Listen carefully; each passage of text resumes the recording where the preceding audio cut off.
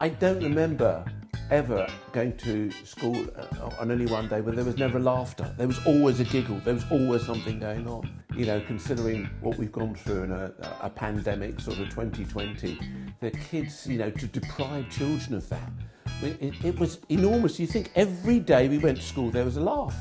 You find a way, don't you? You find a way to just make people feel relaxed and easy. And 99% of the time with me, it's through humour, through happiness, through joy, bringing a bit of smile into their life.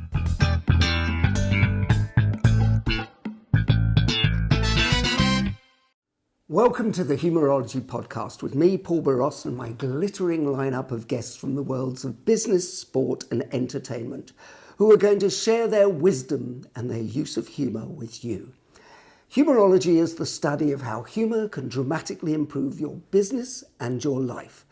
Humourology puts the fun into business fundamentals, increases the value of your laughing stock, and puts a punchline back into your bottom line. Please remember to like, subscribe, and leave a review wherever you get your podcasts. My guest on this edition of the Humourology Podcast is a multi-award-winning chef, entertainer, and fabulously fun force of nature. After almost 3 decades as one of the country's favourite TV chefs, he's become something of a national institution. In 2020, he was awarded an MBE by the Queen for his services to broadcasting and the culinary arts. He is mononymous, meaning that like Britney, Beyonce and Bjork, he is one of that rare breed of stars who is identifiable by one name only. Probably still best known for his 21 series of Ready Steady Cook, and with many solo primetime cooking series under his belt, he's become a master of the fresh, fun, accessible cuisine. If it's charisma and warmth you're after, with a little bit of laughter, he's the one that you want on your speed dial. Ainsley Harriott? Welcome to the Humourology Podcast, mate. I love that. Brittany and Bjork. I know. Isn't it amazing that you can actually be identified with one name? You know what I mean?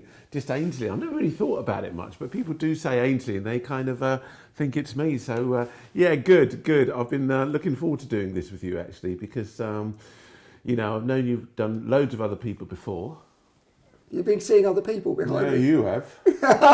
All these other people doing it. What am I, 29th? Yeah, no, you're the special edition. You're the special edition because we're actually face to face, which you're the first person on the Humourology Podcast face to face. And the reason for that is we went to school together. I know.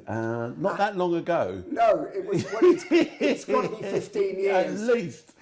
And we went to school together, and that was we went to a good school, didn't we? Yeah. Ladies and gentlemen, you had to be sent there by a judge.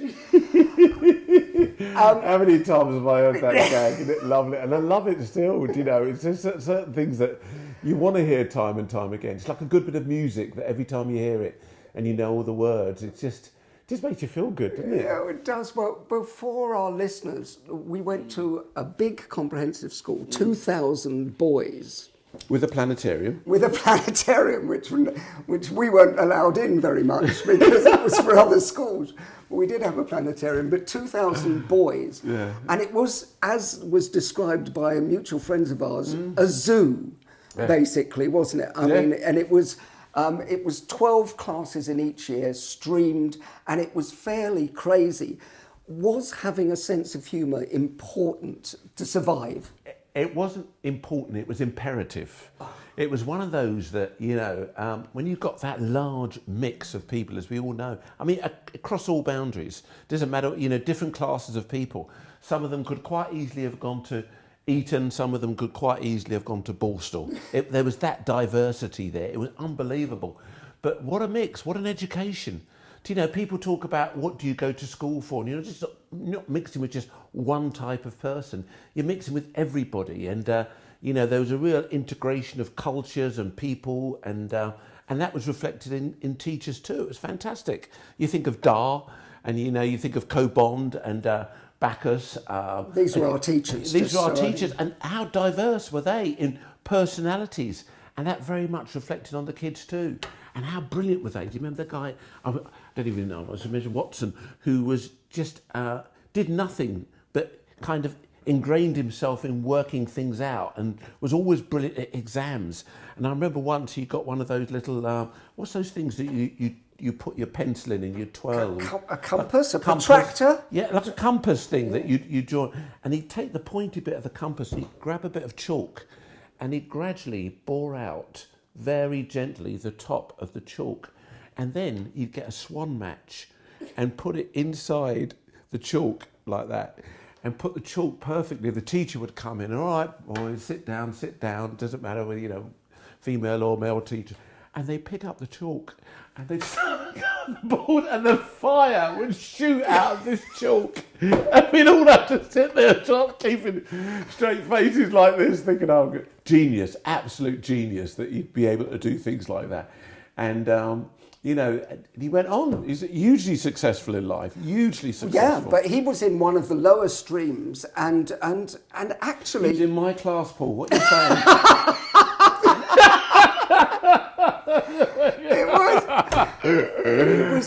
But it was streamed, and actually it was not indicative of how successful people were going to be because... Absolutely. Because, laughter was the bonding tool, wasn't it, at school? Yeah, you had that laughter, and there was just a warmth. There was. I don't remember ever going to school on only one day where there was never laughter. There was always a giggle. There was always something going on, and I think it's considering what we've gone through in a pandemic, sort of 2020. The kids, to deprive children of that, it was enormous. You think every day we went to school there was a laugh. Yeah. There was a bit of fear too when some of those Dixon boys or something like that came after you with a little toffee hammer. You just run like mad, But the characters again, and you think about, I got on with all of them. I was able to chat with all of them. You find a way, don't you? You find a way to just make people feel relaxed and easy. And 99% of the time with me, it's through humour. It's through happiness, through joy, bringing a bit of smile into their life. Did you know that at school? Did you know that you were doing it, or was it just instinctive? And it was, we talk about survival, and that people will always ask us, it can't have been as bad as you said it was, but it was. A guy was stabbed to death when you were in the third year, I was in the second year. Yeah. It was fairly... Well, not fairly violent, it was violent. Well, people talk about knife crime and stuff like that, or just carrying knives, and people did it in those days. And as you say, 15, well, it wasn't. Reality, it was 50 years ago plus, and, which is extraordinary that, we're talking such a long time ago, and that people would carry on like that. Yeah, but 2,000 boys from such mixed backgrounds, inevitably, when you put them all together and you shake up that cocktail, there's going to be sometimes things that just don't work out, It's not going to come out the way you expect it to come out. And but we were the lucky ones. We were the ones that were able to communicate with, didn't matter where you came from. Do you think that you've taken that into life? Because I remember you were first at school. We first met doing a school play, which was Oliver, actually. Yeah. And I remember your vibrance. Were you was that just natural? Did you always have that? Or do you think it developed through having to sort of mix with different kind of people? I think you know me all my life. It is a complete and utterly naturally gifted thing that I've picked up, I've got from my mum or dad. Call it what you want, package it any way you want. It was, I was really lucky. I had all of those different things that you're talking about, and I was able to take them into, or I've enjoyed them throughout my life, just being able to speak to people and make people feel sort of quite relaxed. And I do remember we had a teacher at one of the boys called John Clegg. Do you remember Clegg? Oh, gosh, yes. Fascinating. He had this beautiful sort of streaks of blonde hair, music department too. remember with Burgess. And Great singer. And let's not forget, Wandsworth Boys' School was compared to the Vienna Boys' Choir. Well, it had the second best choir in the world, and the reason it was famous because these angels with dirty faces, they were called, weren't they? Because these really rough boys sang like angelic voices. Oh, I don't even want to go there, but it was beautiful. I loved it. I loved the idea of the choir. Loved the idea of Burgess, and Benjamin Britten used to come to our school. That's right. Regularly. Sir Peter Pears used to come and sing with us. Yeah. So it was, it was really quite something. And I think that Cleggy, as they called him, Clegg with a wooden leg. He didn't have a wooden leg, by the way. But terrible the things you say at school.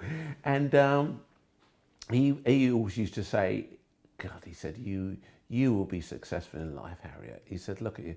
You always make me smile. I could be so angry. And he said, I look at you and I smile.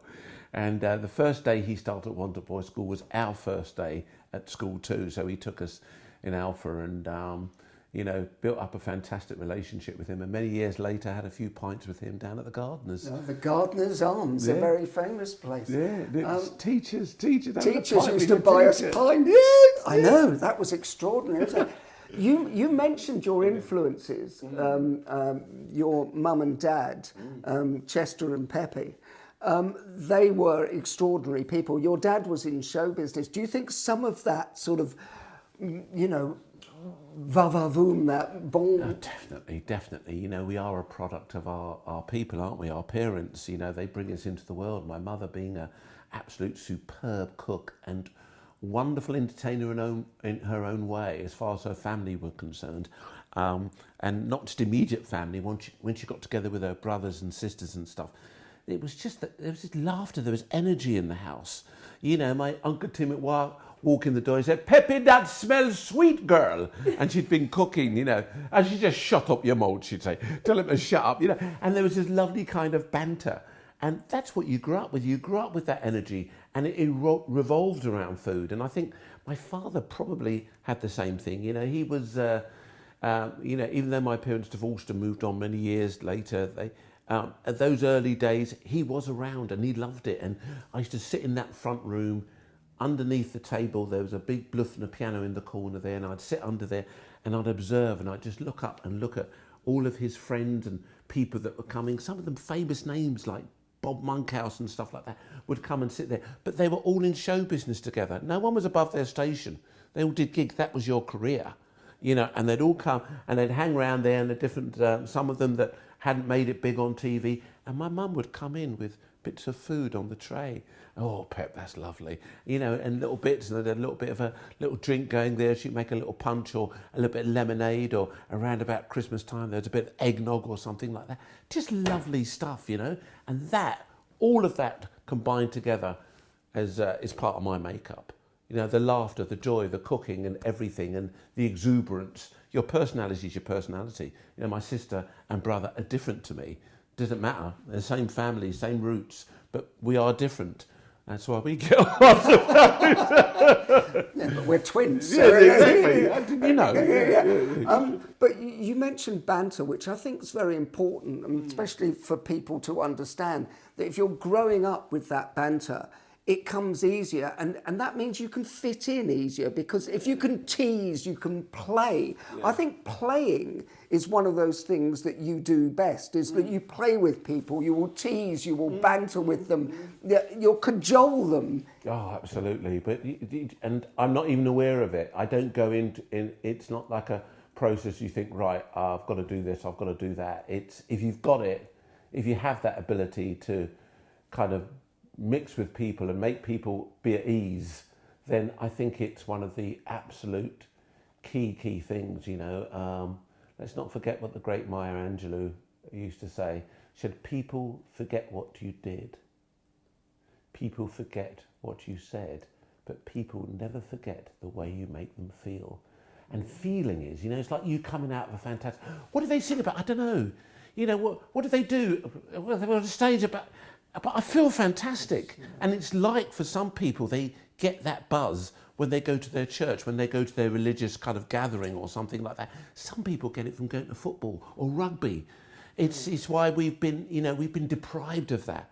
These gatherings of people, energizes people. And for me to be an energizer, and not even aware of it, but just to go into a room and like seeing people, I like to see people's smile looks. I like to see their teeth. And you know, we've been deprived of that. That's been taken away from us, that covering. And that shows up, because you're revealing more of yourself. All we reveal generally is through our eyes now. But can you imagine when you show them the smile, then the teeth, and then, you're opening yourself up. Each time you're opening yourself up, layer upon layer upon layer, freeing yourself up to talk to those people. I love that, and I miss it. Yeah, well, actually, what that's indicative of is attitude, that you go in with a good attitude and a right attitude. And I always think that you go, and I think over the years, I've learnt so much from you. Obviously, we've worked on stage for many years, but I've learnt so much about going in with an open attitude. And you seem to always go in and think the best of everybody. Yeah. I suppose it's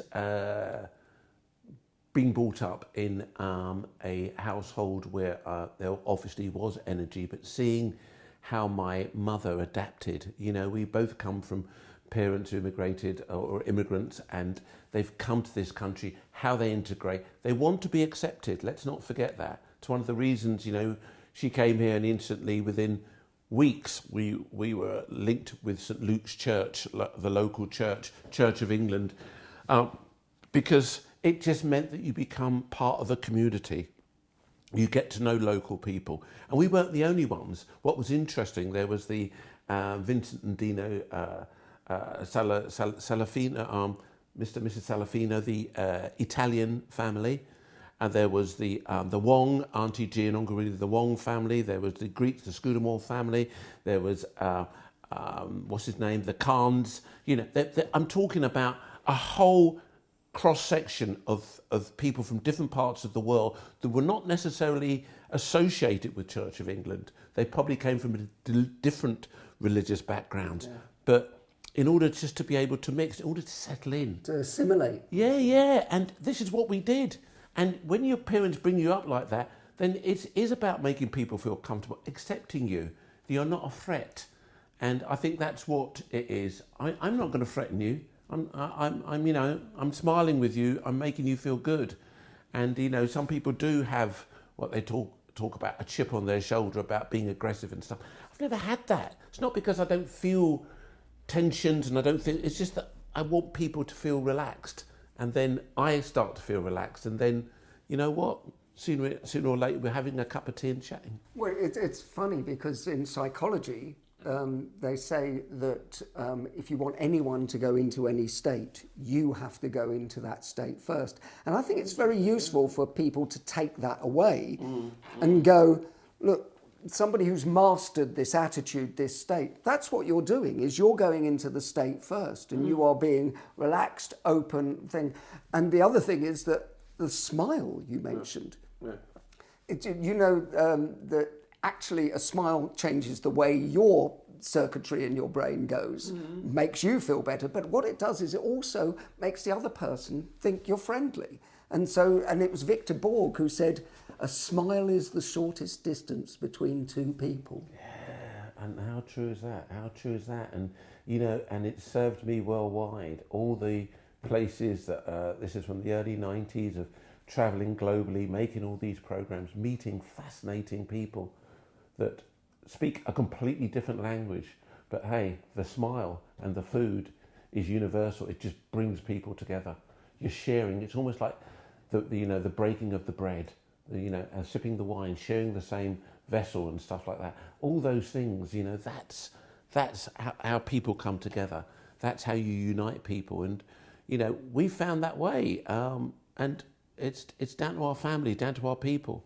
You know, found a way to bond people and to smile and make people feel happy. Well, but that's a gift, isn't it? I mean, as well. But I mean, it's nice that you actually recognise it's a gift. I'm interested in what you said about travelling, because you really have made television programmes all over the world. Oh, God. And still doing it. Yeah, you know? And still Thank doing you, it. God. Thank you. But actually, true communication happens at many different levels, because people think that the communication is what you say. I don't speak the same language, but you've just talked about the international language of the smile, haven't you? And of food. Yeah. Oh God, absolutely. I remember being in South Africa and Paternoster, I think it's Paternoster Beach, and these fishermen, some of them lost all their teeth. Really interesting, dark sort of crimply skin some of them had, and they'd been out fishing, they brought back, and I cooked this amazing tuna, which most of it they export anyway because it's not very fashionable down there. They export it back to Japan and stuff like that. But I cooked it for them on the beach, and the language, not only had they not probably grasped the native language, but they just had their own personal language. It's really interesting, and because I remember speaking with someone, they said, "What are they talking about?" I said, "No idea." They have their own kind of, tribal language. And I was on the beach with these people, yet we were able to sit down and enjoy each other's company for half an hour, eating this bit of fish and dipping it. I had these kind of bits of sweet potato that I char grilled off and seasoned them up with bits of cumin and spice and stuff. And we were just enjoying it, and they're really getting into it, talking to me and trying to explain things through hand, eyes and teeth. Because that says so much. You're absolutely right.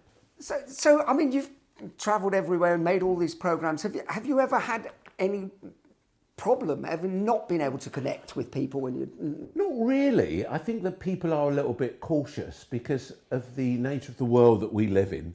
People don't open up straight away. I think with all you've got to do is switch on your news and see what's happening globally, and there's because someone doesn't dress right, or they're the wrong colour, or they live on the wrong side of the street, you're slightly a little bit cautious. But I don't approach people in that way. I've been in Jordan, for instance, recently. I was filming down there for a series I did called Mediterranean Kitchen, and I went into the house with these two women. The mother was there, slightly more covered than the daughter, but I sat down, and they invite you into their house and they introduce you to their culture, their food, and we made date molasses. So we took the stone out of the date, and we got piles of stones down here, piles of dates that we had to sort of separate and put them into a pile, and then it went into a pot, and we made this fantastic date molasses. But what blew me away is I'm chatting there with the mother and everything, and she was very reserved because of her culture. But within a minute and a half of us there, she's smiling with me and joking with her daughter. "Who is this man?" She said, "Who is making me smile like this?" Talking with her daughter, and her daughter spoke perfect English. And then she was saying, afterwards we take the stones and we dry them in the sun, or we bake them, and we make coffee out of the date stones.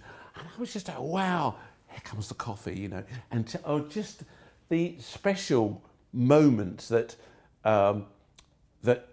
arrive in your life where you think, not that you still got it, but that it's the world is a safe place. The world is still a happy place in a way, because people are cameras. Can you imagine having cameras come into your home and everything else? We're all a little bit like this. If someone holds your phone up to you, takes a camera, everyone goes, "Oh, am I all right now?" Even though we're a lot more relaxed than, say, our parents were, who were absolutely petrified of cameras. It's a different generation we are now. Now everyone's taking photographs of everything.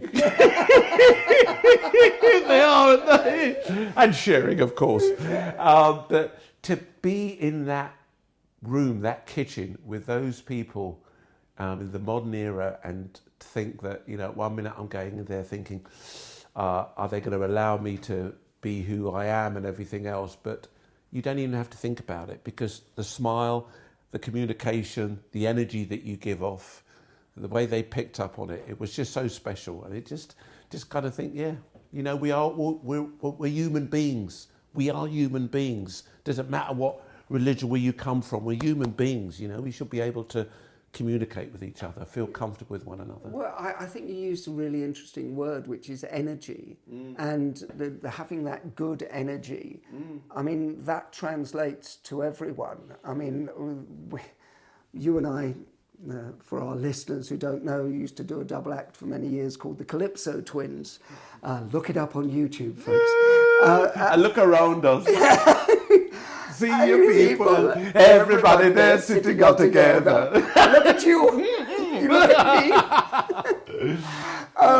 Both wondering what the hell we're going to do. I know. God, I'm now singing it all in my head with all those years. Don't need to worry, you're... Leave in a hurry. Just clap your hands. Stamp your feet. Feel your body moving with the beat because, well, here we are again. Whoa, whoa. We come to sing and we don't really know why. Calypso time again. Whoa, whoa. Enough, they'll have to pay. Well, we'll get some PRS out of it. Oh no, it makes me smile and it makes me tear up because of the joy. But actually, you touched on it, but the energy, all the comedians, we used to work the Comedy Store, we worked in America, we worked Jongleurs, all those places, and all the comedians... And 30,000 feet in the air. 30,000 feet in the air, or on Virgin flights, yeah. And we worked everywhere, and it was all about the energy. I mean, I don't think we had the best material in the world. And I'm being quite honest. But what we did is we had good energy. And that was led by you. You would come out and you would just see an audience change. And I talk about, I don't think I've ever said this to you properly, but because of the nature of the act, you used to go out first and I used to follow and be very still and very quiet while you went. And I used to just marvel at how that the audience just used to fall in love with you. And that's a gift and everything. And I think now we're actually analysing, and now I'm a psychologist and we're analysing it, it's because it's all genuine. And it's coming from a heartfelt place. Yeah. Where you're just going, I'm going to give you good energy and give it back. And you know what? And you're so right, because that opening sequence didn't know what we're going to do.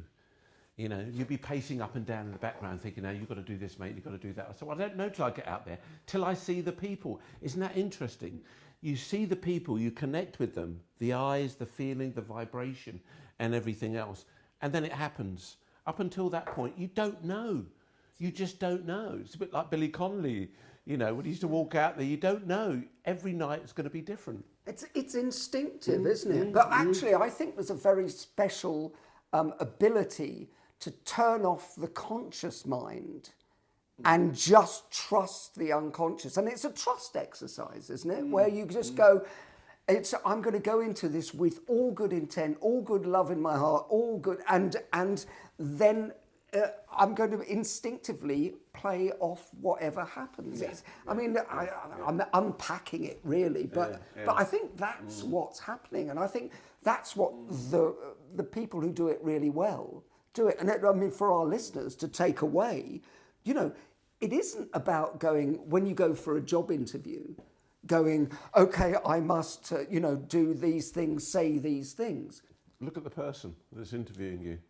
Pick up the vibe, pick up the energy, and we're all so different. And liken it to football. Every Mourinho, Wenger, Alex Ferguson for our generation, all different types of people. Same thing, we're all aiming for the same thing, but different. So, how would you approach them? How would you speak to them? You know that you walked in and you spoke with Arsene Wenger and you started talking about philosophy. You'd probably play centre forward the next day. Well, but also what the great managers do, and a lot of people will be managers in their companies who are listening to this, or leaders and CEOs or whatever. What the great managers do is they are great listeners, aren't they? I mean, talk about listening with the eyes and going, some people need a kick up the bum, some people need an arm round the shoulder. And that's trusting instincts, isn't it? Yeah, I think it is. It's hard. I think that's why to be able to recognise that at quite a young age, to have that ability at a young age is something else. Because we all eventually get there at some point in life. But often you get to a point and you reflect and you look back and, God, I wish I knew what I knew, and what I know now I knew then, and all that type of stuff. We're forever beating ourselves up about, I wish I had that experience, I wish I had that vision then. But it's just important to trust your instincts, trust who you are, trust what what you're about, you know, as a person. I have a friend and who was in advertising many years ago, and I think they had, it's either Pepsi or Coca-Cola, a big account, a real big account. And I said, how do you make decisions? What do you do? And he said, it's just what feels right.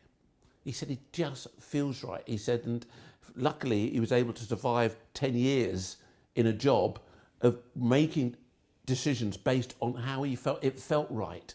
And I think you have to trust yourself. Quite often we're looking at others all the time. What do you think? What do you think? What do you think? What do you think? Can ask 20 people their opinions. It's about how what you have to make that decision and stick by it and feel good about it, because it's your years of experience. Remember that lovely Picasso thing? That when he was being interviewed in America, and the guy said, okay, you know, he's got paintings worth millions of pounds and stuff like that. And he's being interviewed, and he gave Picasso this pad, and he said, draw me something. Yeah. And, you know, handed it back to him. It took him like a minute to do it. And he said, and how much do you think I could sell this for? And he said, I don't know, 40, 50,000 pounds or something like that. He said, what? But it only took you less than a minute to do it. He said, yes, but there's 60 years experience in there. And do you know what I mean? And it's sometimes little things like that. That is what you're buying into. It's your experience of what you feels right. And if it feels good, bang. And I kind of like that. Yeah, well, I do think it's that experience of, like, when you were on stage, you know, now doing the cooking shows and live work and things, that experience really comes to play. Now, all the years of, you know, working the Comedy Store and doing that comes into play, but it's the experience of actually knowing instinctively how to connect, isn't it? I'll tell you how valuable that is. I remember that I first did Good Morning Anne and Nick all those years ago, and one of my first live TV experiences, and Anne Diamond and Nick were in the kitchen with me. They came over, they walked over. I was shaking like a leaf. I'd heated up my pans and everything else, so everything was ready to go. And of course, Anne comes over, what are you cooking here? And grabs hold of the pan. Ouch! Burnt her hand. Well, I thought that was it. I thought my career was over. I couldn't believe it. I'd burnt Anne, probably the most recognisable top presenter at the time in Britain. You know, everybody loved Anne Diamond. She was just like, And I thought that was it. My career was over. And it was only the beginning of things. But I tell you what, it just taught me one or two things about how to prepare and how to get organised. I didn't get sacked, otherwise I wouldn't be here now talking to you. But you know what? I walk into a kitchen now, don't even blink, don't even think about it. Walk into a studio, I should say. As long as we plan, that's there, yeah, get on with it. And we just take it for granted. It's one of the easiest things in the world, yet it's one of the most difficult things in the world. If you haven't done it, so experience is everything. Giving yourself, you know, being calm enough, taking a bit of stuff on board. Did you want us? No. Just being calm enough and stuff like that. So, yeah, those things that, how you used to panic in the old days and how you do it now. And we all feel that. Everybody who is in business now, you know, they're just a lot more comfortable.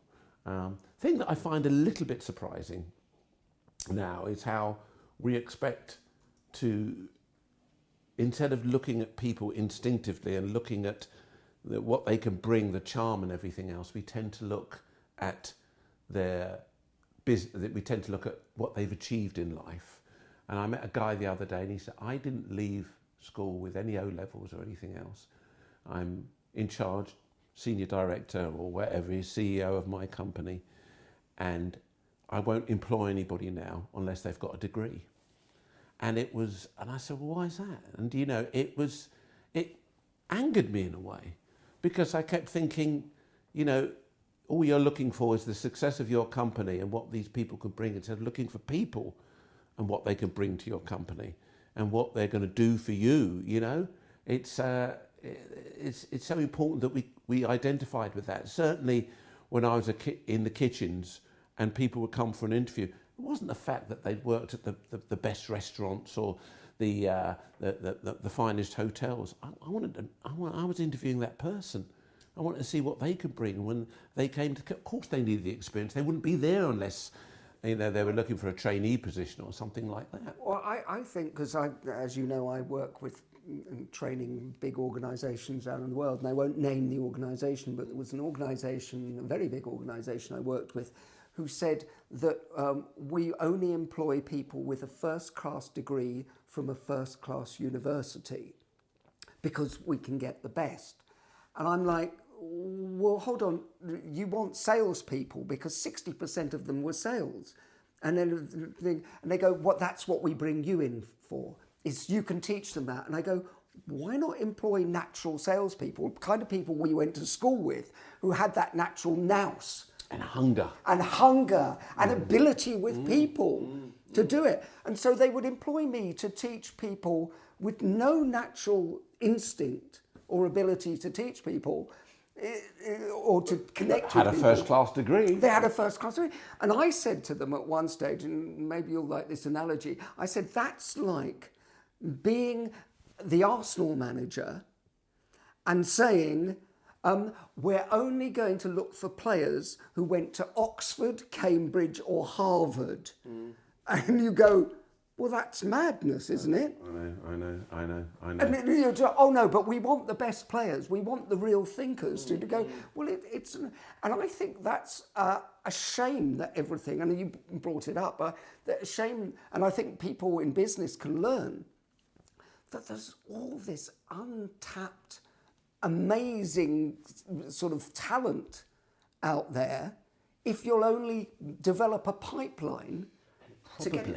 Probably when you start looking at stuff like people like that, they've been fortuitous. They've probably have a little bit of money. Their parents have worked exceptionally hard to put them through private school, to put them through uni in order to have, for them to get where they're going to. It doesn't necessarily mean they've got the right values and stuff like that. I'm not knocking them. Many of them have, but some of them have had the silver spoon of the mouth for so long that, they want it a little bit easier, instead of those that are really hungry and passionate, that want to learn.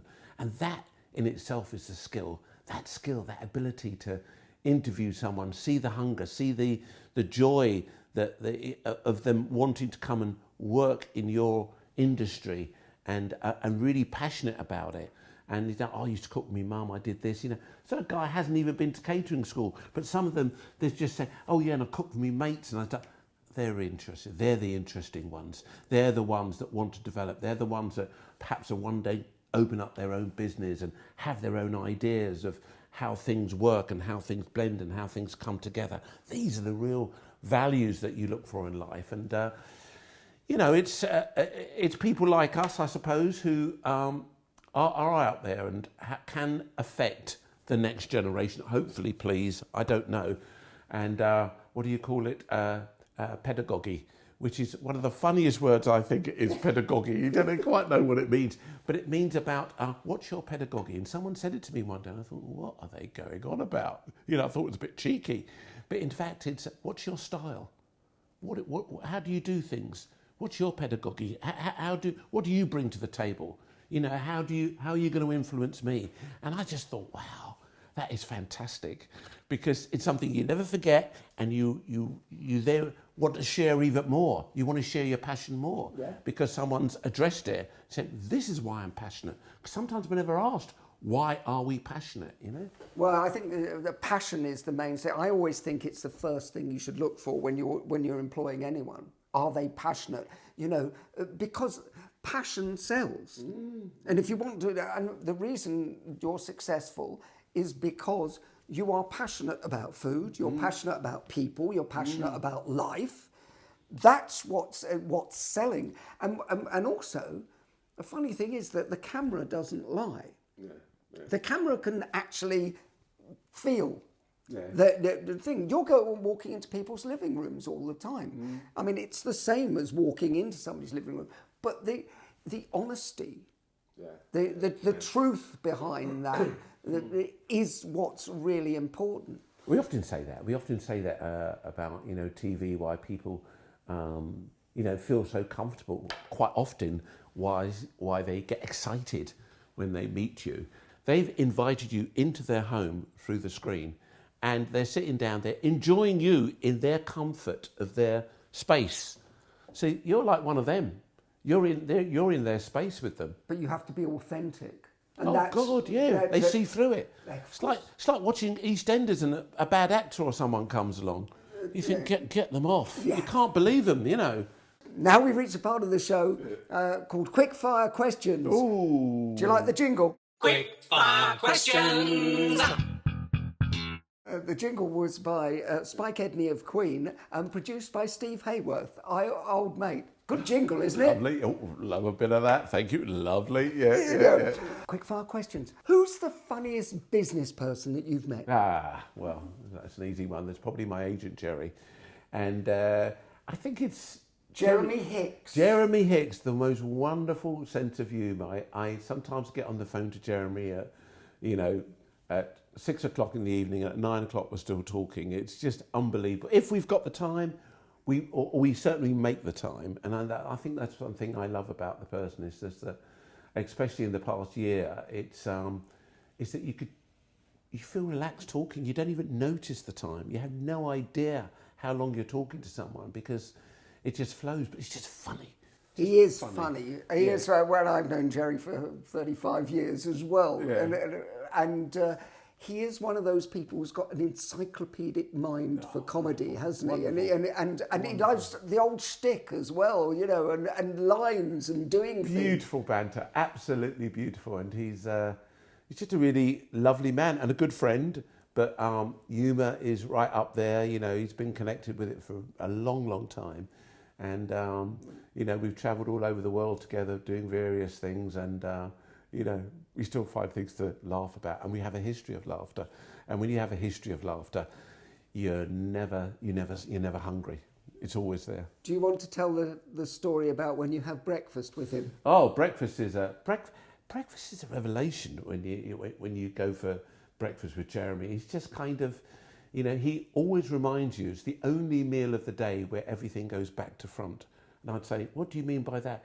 He said, well, normally when you have your lunch and your dinner, you have your starter, your main course and your pudding. He said, with breakfast, you have your pudding first, you have your cereal or your yoghurt or your fruit. And it's so true. It's just the only time. And then you go on to your bacon and eggs and everything else. But it's the loveliest moment, the most joyous moment, is when he orders his toast, because on his phone he has a picture of the toast exactly the way he likes it. He likes it almost black. I mean, I'm talking about, he could probably show that side of the phone actually, because he says to whoever's doing the waitressing or waitering, he said, that's how I want my toast. Because you say to them, well done, they invariably come back with it kind of bit brown around the edge, still white in the middle. He wants it black. And I think it's so fun. And it works. It's perfect. Because people know exactly what they're dealing with. He said, that's how I like it. And even though you're bowing your head, in a way you think, I wish I had the balls to do that. He is a funny man. What book makes you laugh? Books. Green Eggs and Ham. Dr. Zeus. Dr. Zeus. Brilliant. I think, and I kept it, and I've probably got it there in the library, and I've kept it there, and the children have read it, and every time I read it, just I love the face, I love the animation, everything about it. It's It's a brilliant book and brilliant choice. What film makes you laugh, Ainsley? Ooh. A bit of Charles Grodin and Robert De Niro. Midnight Run. Midnight Run is an absolute classic. I love it. It's just one of those films that every time it pops up on TV and I watch it again, I sit down there just giggling like a little kid, like I'm watching The Incredibles, which also makes me laugh. And Mrs. Doubtfire. I could go on and on and on, but I'm going to stick with Midnight Run because I saw it the other night and I laughed out. I laughed for a long time anyway. Now, taking a shift to the other side, a bit more serious, is what's not funny? What's not funny? Any form of abuse, especially with where children are concerned, that makes my blood boil. I can't stand that. I can't begin to think why anybody would. I'm just that. I mean, it's. I don't like stuff like that. Anger, I can understand screaming and shouting. I think we all get to the end of our tether and you just want to give out a little bit. But violence, and especially where children are concerned in any way, then no. So would you rather be considered clever or funny? Bit of both, I think. I've never been, academia was never my forte at school, and I can't deny that, but I'm so rich in other areas of my life and so experienced, and I've got so much to offer in other areas that I think the funny side of things, it's not always there, I remember they used to talk to Lenny Henry and everyone expects you to be laughing, him and Dawn, when he was married to Dawn, to be laughing every second of the day. Well, it doesn't happen like that. That's not life. But the truth of the matter is that I think that if you are naturally a funny person, I think that just comes across, and the cleverness is getting your timing right when you're telling a gag.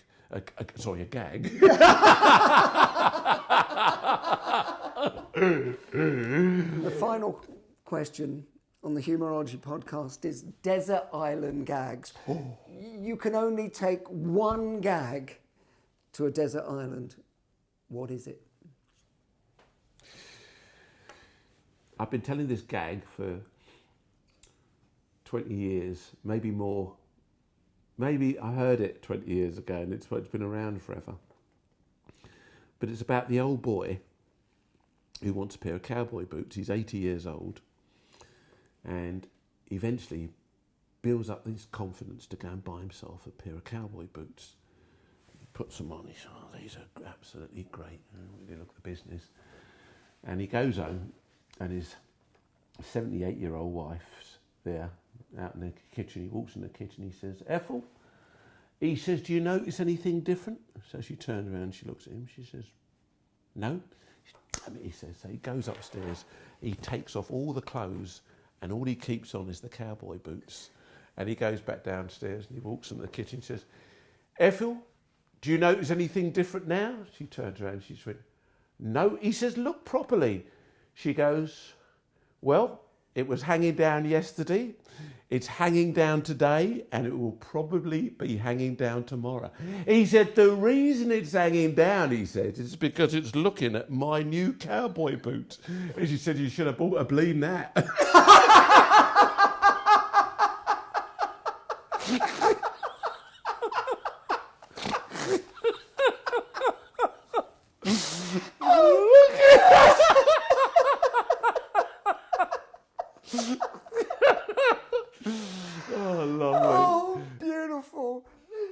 Much like you, a beautiful gag, beautifully delivered.